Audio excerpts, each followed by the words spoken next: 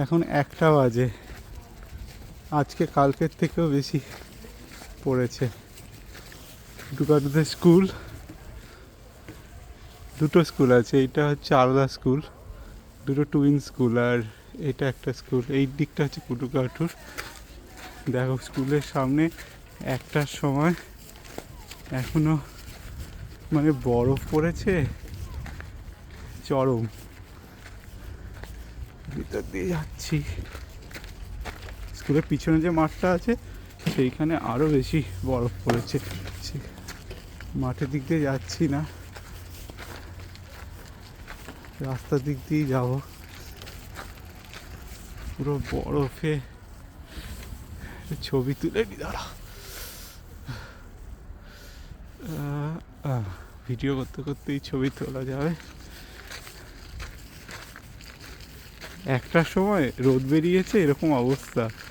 যদি সকালবেলা আজকে 8টা 15-র সময় স্কুল যখন খুললো 7টার সময়, তখন যদি বেরোতাম ভিডিও করতাম তাহলে আর কি মনে হয় অনেক বেশি বরফ পেতাম।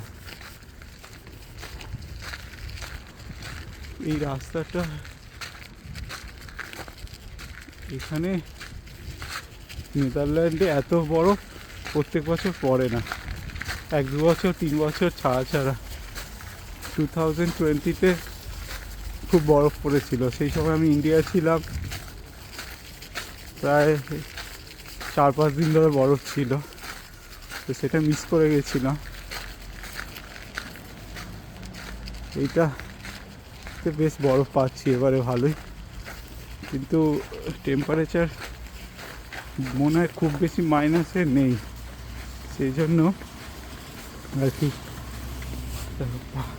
সেই জন্য লেকগুলো ফ্রোজেন হয়েছে কিনা জানি না।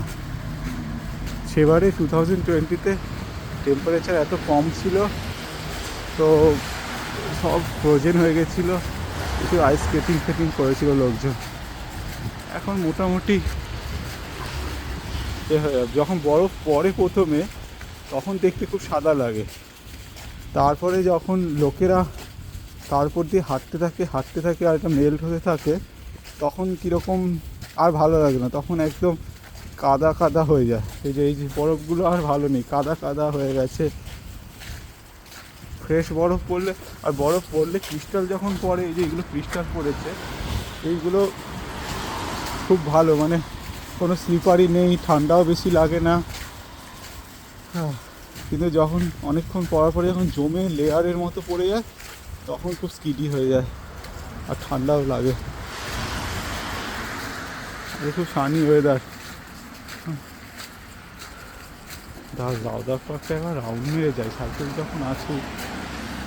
এবং গ্লাভসগুলো কোথায় রাখলাম? ওহো, গ্লাভসগুলো স্কুলেই রেখে চলে এসেছি, আবার যেতে হবে।